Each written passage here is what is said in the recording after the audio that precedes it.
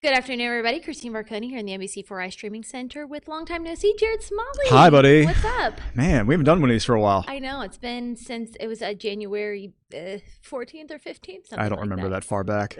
No. I'm going week to week. Week to week. We're going to get through this. It is the second week of March. I almost said the first week of March, but that means March Madness is upon us. But first, we got to get through the Big Ten tournament. All right, you guys are saying you can't hear me. But yeah, okay. You can hear me. TJ says you can hear me. So that means if everybody can hear me, I can see bouncing lines. Anyway, just had to make sure. Wait, is this happening in your head or is this actually going out on the internet those who right now? can't hear me or can't hear us, restart your video. Angela, quit, please. You keep commenting stop. We're not going to stop. We're going to talk about the Buckeyes right now. Big Ten tournament.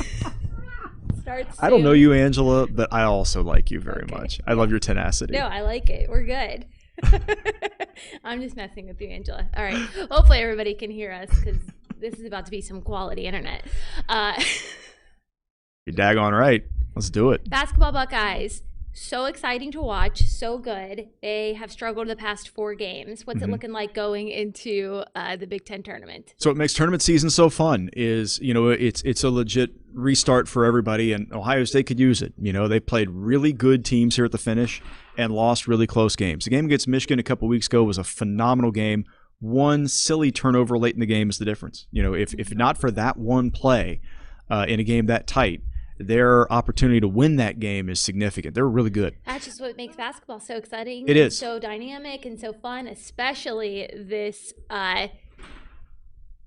NCAA tournament that's coming up as well. Yeah. And if you have anxiety issues, it's a hard sport to watch because it is going to mess with your mind for 2 solid hours. And, when you think back to what the last 4 games have been like for Ohio State, that's what it's been.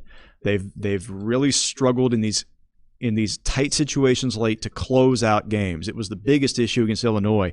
They clawed back in the game second half, and just at the very end, they missed their last 10 shots. It didn't look comfortable. It looked really ragged.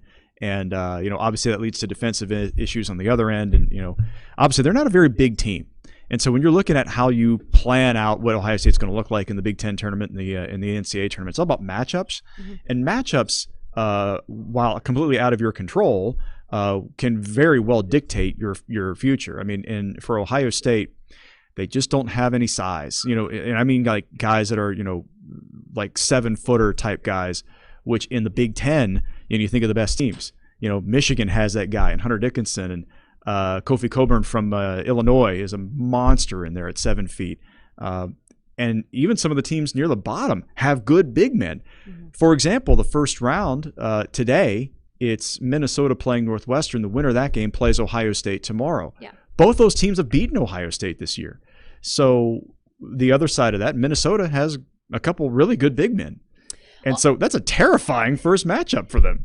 Definitely. It's the arguably the best league. I don't think it's arguably. It is. It's the best, yeah. I don't think you can make an argument against it. It's phenomenal. It's the best league in basketball right now. So obviously Ohio State lost their last 4 games, but they're still in the top 10. That just shows you how incredible of a team they are. Unfortunately, like you said, don't have those big guys like the other teams have. But what do they have on the positive end of things that other teams don't have? What they have is a lineup that is really hard to guard, especially around the 3-point line, because you can't guard everybody. And with E.J. Liddell becoming more of a perimeter threat this year, able to add more of the 3-point shot to his arsenal, drawing defenders away from the basket a little bit, it has opened up space for Buckeyes and their shooters. And I think, the emergence this year of Justin Ahrens as a 3-point threat. He only shoots threes. I think he has one non-3-point bucket this year. Oh, those are fun to watch. But he's got a phenomenal stroke. That left hand is just and you watch him practice, you understand why.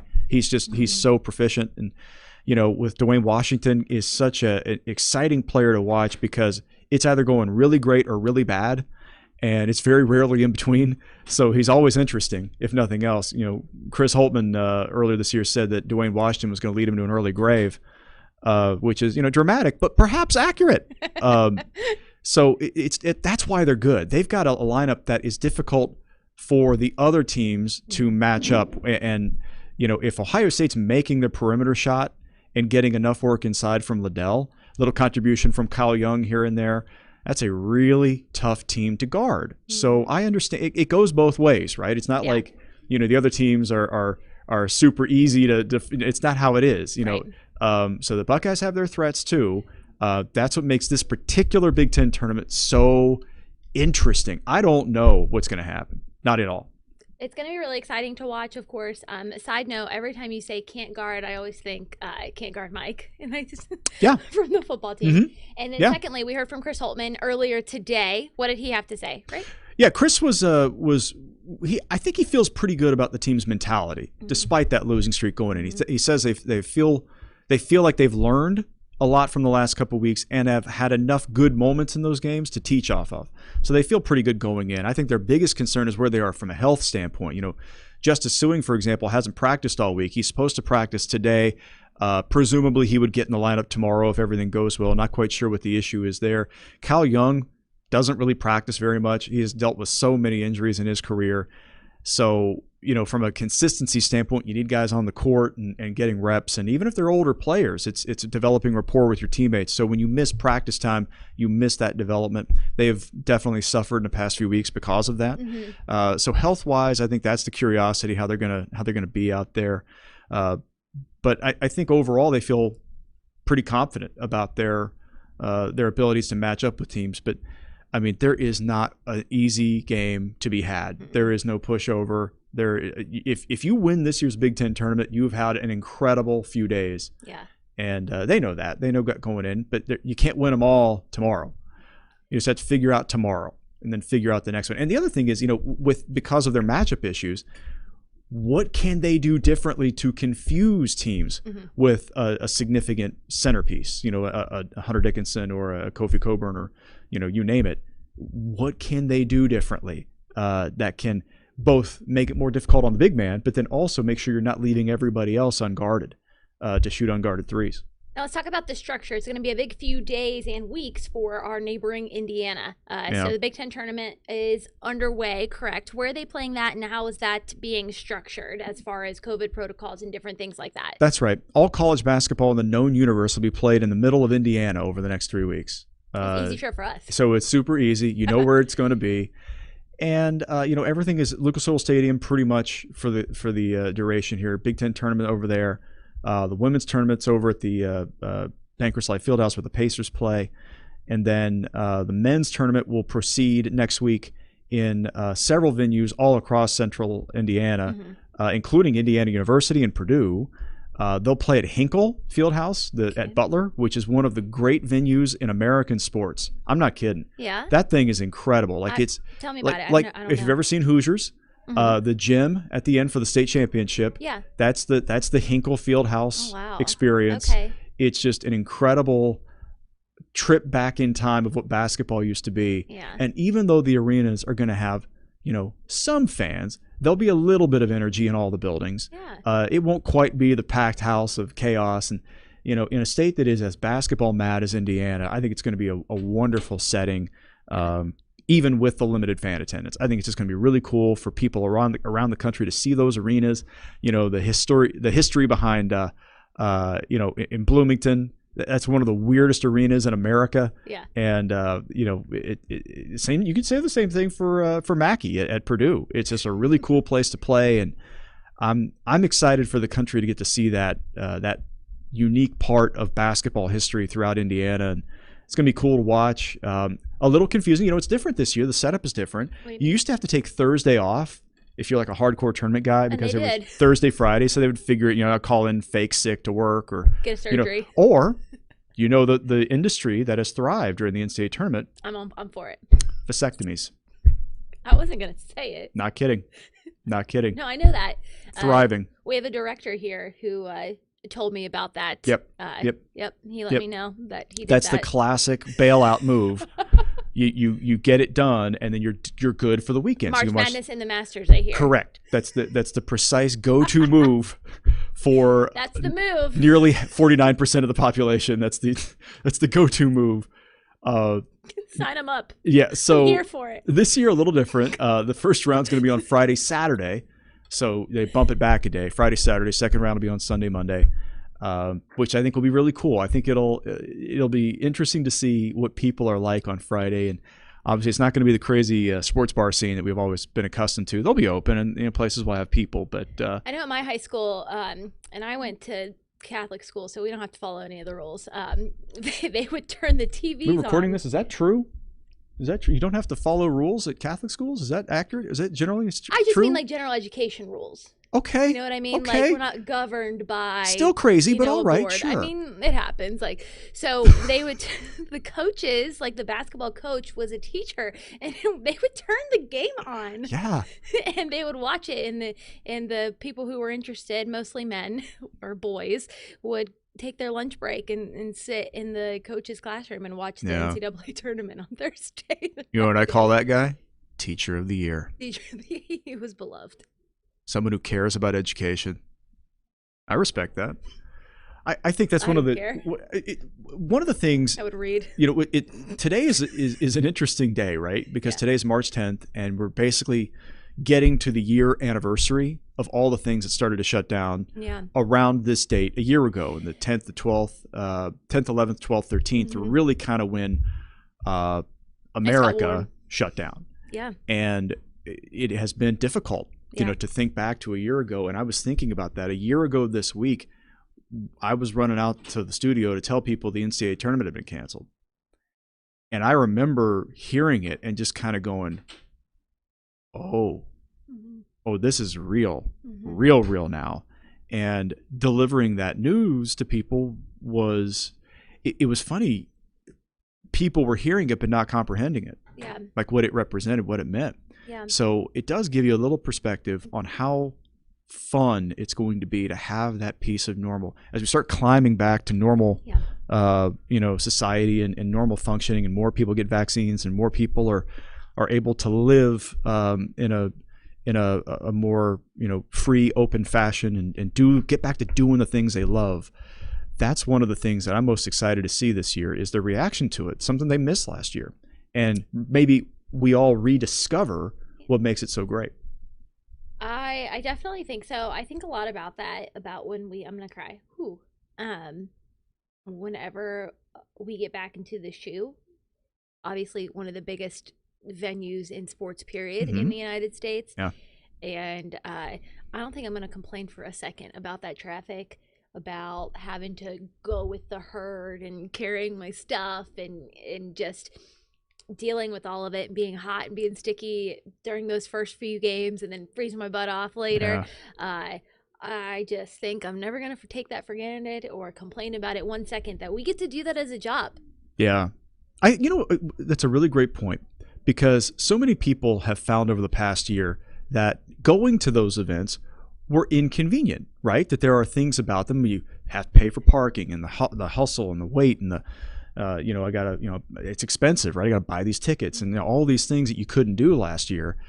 But then, as things evolve, you start to think how much you missed them, and why you were invested in the first place. Yeah. Why did it matter to you 2 years ago? You know, why were you motivated back then to do the thing?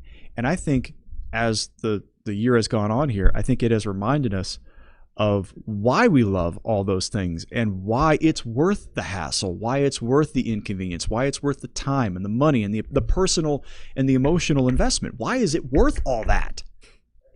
And we're now finally, I think, you know, it's that awakening moment of understanding, oh, that's why, because I love it. And I think beginning this week, next week, and as we go through this year, I can't wait to see people rediscover all that again. That's going to be, we've suffered a lot. This year has sucked. And I think we can all come to agreement that it's going to be a beautiful thing to watch that reemergence slowly evolve here over the next couple months. And I hope, you know, if things are safe and people are vaccinated and we get a full football stadium next year, that first game is going to be half cheers, half tears. I know when they play Carmen, I'm going to lose it.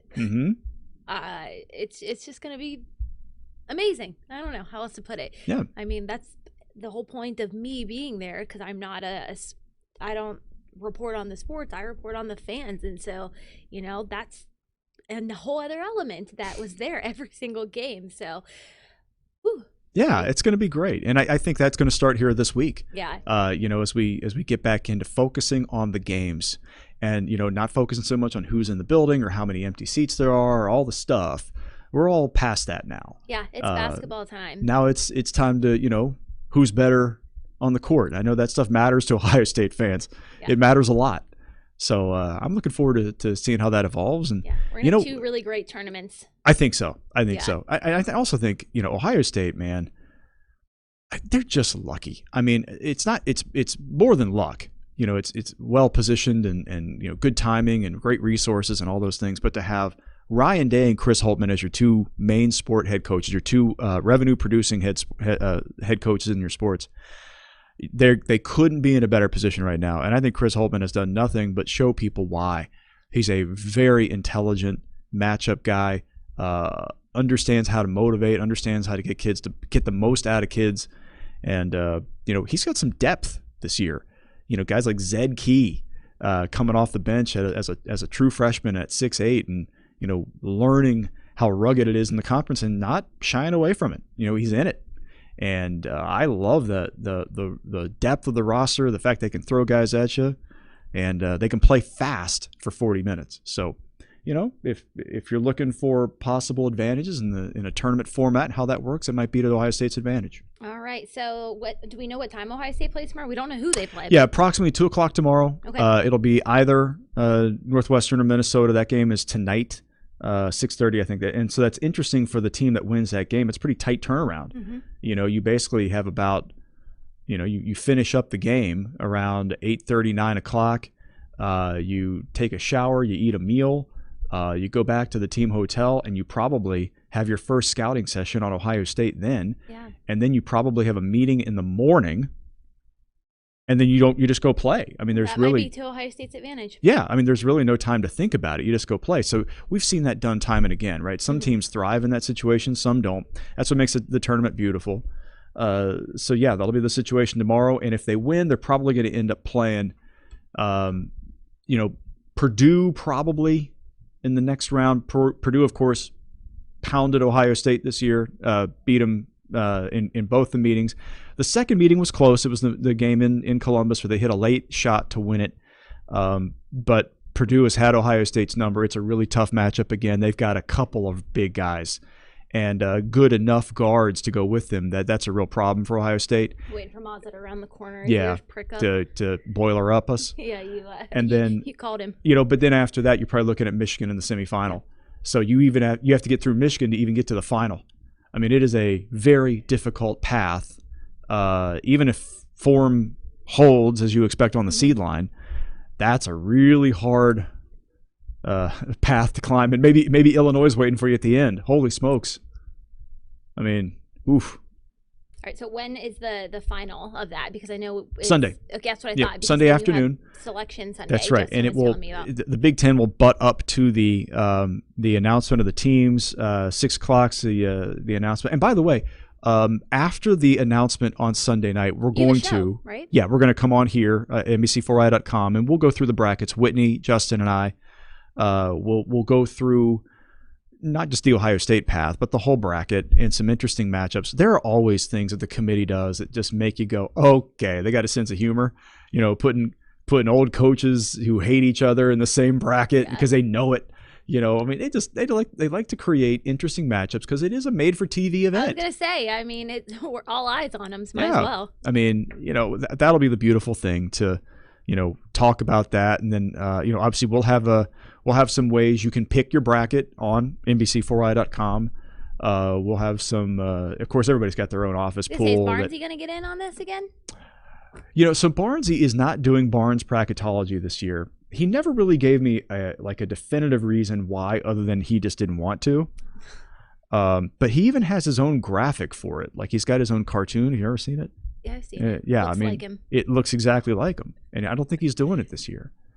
So that means 2 straight years of no Barnes bracketology. All right, guys, if you're listening, if you've made it this far with us, send Matt a message and tell him you want to see it. You know what? If you care about Matt Barnes and that smiling face, the world's ninth hottest television anchor. Ninth. Number 9, y'all. There's Top a lot 10. of TV anchors. Top 10. Were you 11? Who, me? Yeah. I think I'm probably in the. They only listed 10, so. I would say probably. I mean, didn't make it in the article, but likely an unmentioned honorable mention. Yeah. You know, hairline's my setback. I just can't overcome that. Dude, me too. I'm a huge forehead. I'm going the other direction, young lady. See, I'm expanding from the back here. Oh, that's why I had bangs. You know, it's not great. But yeah, Barnesy is, Barnesy, I think, is just kind of, he's evolving. He's like all of us. He's growing up. He's got other priorities in his life. Grown. And, he doesn't have time for that right now. All right. That's fair. You want me to go further into Matt's personal life? I can. I don't think that's a good idea, but I mean, okay. All right. I was just I don't think that's going to work for anybody. Matt, if you're listening to this, I'm really sorry. He's not listening. He's taking a nap. I hope he's taking a nap so we can watch that basketball game tonight. Well, he better, because he has the worst sleep schedule of anybody I know. Waiting for a text. 100%. Matt, are you up? I hope not. All right, guys. Exciting game tomorrow night. We got you covered, NBC4i.com, as well as here on Facebook. Follow Jared, Whitney, and Justin on Twitter. They're really funny there, and they live tweet all the games. You guys are. Well, I tweet a lot of jokes. I don't tweet a lot of I tweet some good information here and there, but really it's just in between observations and that jokes. Whitney Harding, though, has got fast thumbs, letting everybody know. Yeah, if you want real information and real analysis, Whitney's your go-to. Yeah. Whitney's like good at this. I'm a clown. But I'm good with it. It's all right. I'm good with it. Thanks, Jared. No complaints. Bye. Bye.